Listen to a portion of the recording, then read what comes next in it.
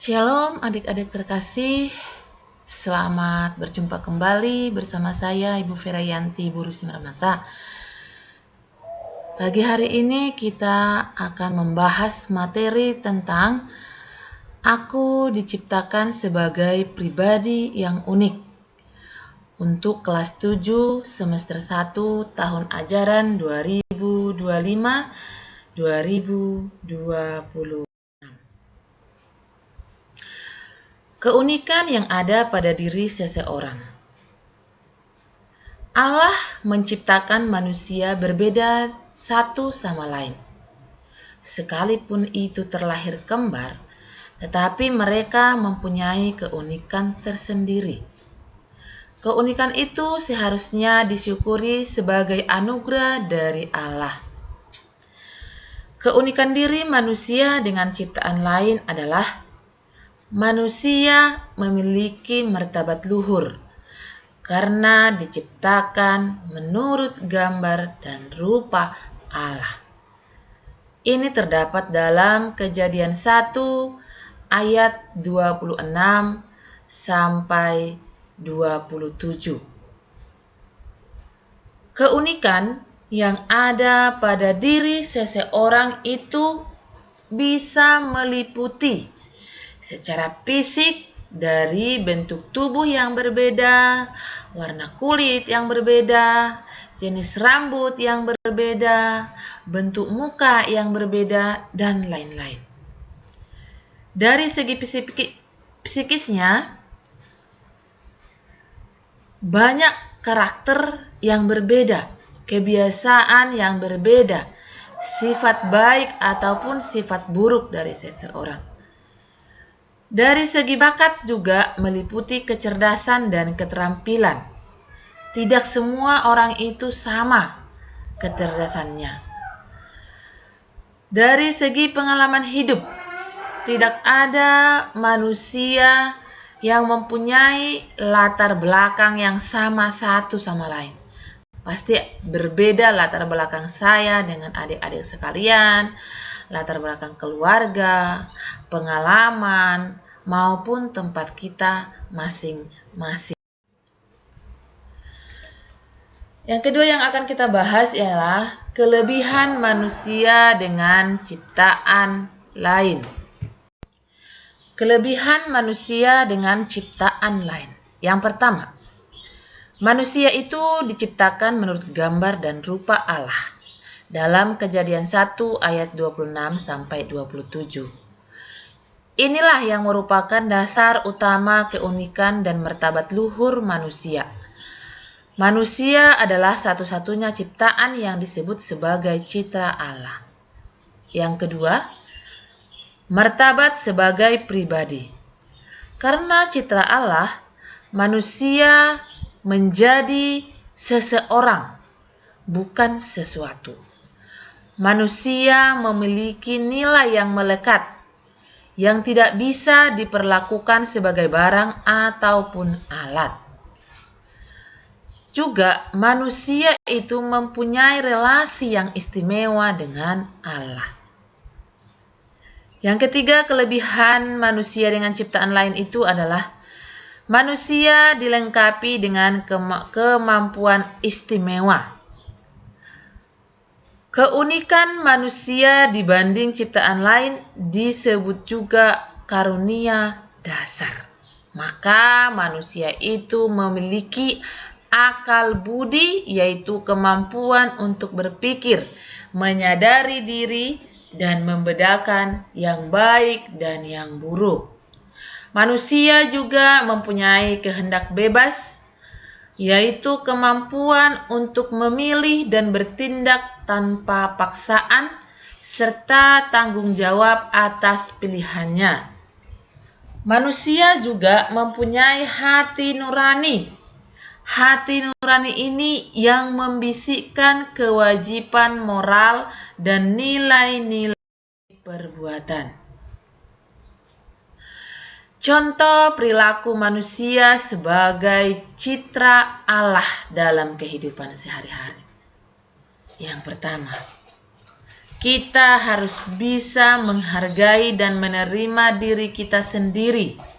Artinya, kita harus bisa menerima diri apa adanya, menjaga kesehatan diri, dan mengembangkan berbagai talenta yang kita miliki. Yang kedua, kita bisa memancarkan kasih dan berbelas kasih kepada sesama dengan saling menghormati, saling mengasihi, saling mengampuni, tolong menolong, dan bersikap jujur. Yang ketiga, bertanggung jawablah atas kehendak bebas dan akal budi dengan cara menggunakan waktu luang dengan bijak, bertindak sesuai hati nurani, menjauhi kekerasan dan permusuhan. Yang keempat, kita juga menjaga ciptaan lain. Menjaga kebersihan lingkungan, menghemat sumber daya alam, dan merawat tumbuhan dan hewan. Sebagai laki-laki dan perempuan, ada hal yang patut kita banggakan. Adik-adik sebagai laki-laki, apa yang bisa adik-adik banggakan?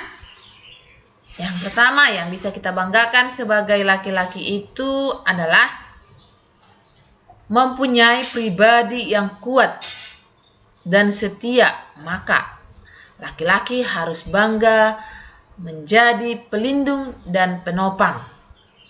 Allah menciptakan laki-laki dengan karunia kekuatan fisik dan mental. Gunanya untuk melindungi orang-orang yang lemah di sekitarnya, menjadi tiang penyangga dalam keluarga dan masyarakat, dan juga menjadi cerminan pemeliharaan Allah. Yang kedua, dalam menggunakan akal budi, laki-laki bertanggung jawab dan berani mengambil keputusan yang benar.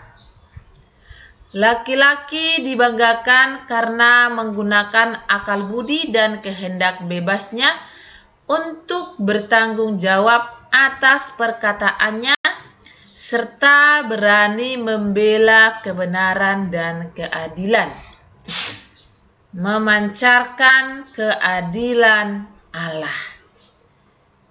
Yang ketiga, laki-laki itu berperan dalam kehidupan, mampu menjadi pemimpin yang melayani. Laki-laki dibanggakan karena perannya sebagai pemimpin, yang bukan seperti pemimpin yang berkuasa berwenang sesuka hati, tetapi melayani, mengayomi, dan memberikan teladan yang baik, sama seperti Kristus melayani umatnya.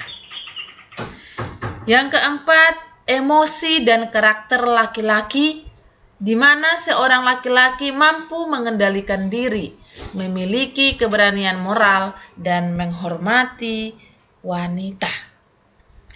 Yang kelima, bakat dan talenta. Seorang laki-laki harus mampu menggunakan bakat dan talentanya untuk berkontribusi atau untuk kebaikan bersama. Nah, tidak kalah pentingnya dengan seorang perempuan. Seorang perempuan juga banyak yang bisa kamu banggakan. Banyak yang bisa kita banggakan sebagai seorang perempuan. Yang pertama itu apa?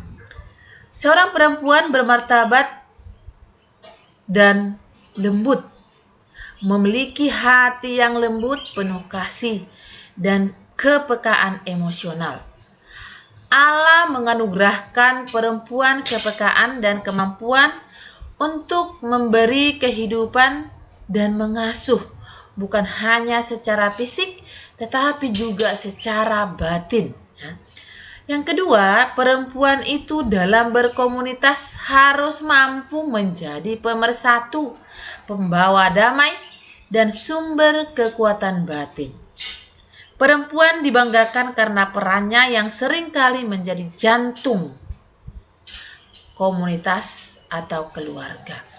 Ia menciptakan suasana kedamaian dan mendorong persatuan. Yang ketiga, perempuan itu mempunyai kreativitas dan kecantikan batin. Memiliki keindahan batin yang terpancar melalui kebaikan dan budi pekerti luhur. Kecantikan perempuan yang sejati terletak pada karakter yang mulia. Dan yang keempat itu adalah daya tahan dan kekuatan iman, mampu menghadapi kesulitan dengan ketabahan dan iman yang kuat.